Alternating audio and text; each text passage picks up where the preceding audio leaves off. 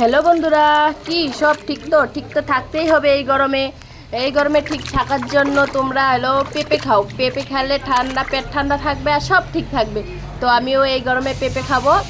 তো দেখো গরমের অবস্থা। তো আমার মাকে বললাম যে পেঁপে কেটে দাও, পেঁপে খাবো। তো মা ধামাধুম পেঁপে কেটে দিল। তো ঘরে জাইম্বু ছিল দুইটা।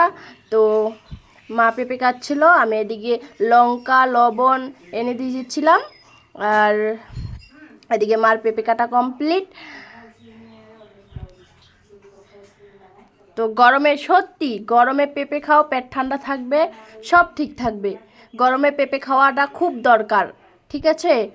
তো এদিকে আমার জাম্বুকে পেঁপে দিলাম, জাম্বু পেঁপে খাইলো, আমিও পেঁপে খাইলাম।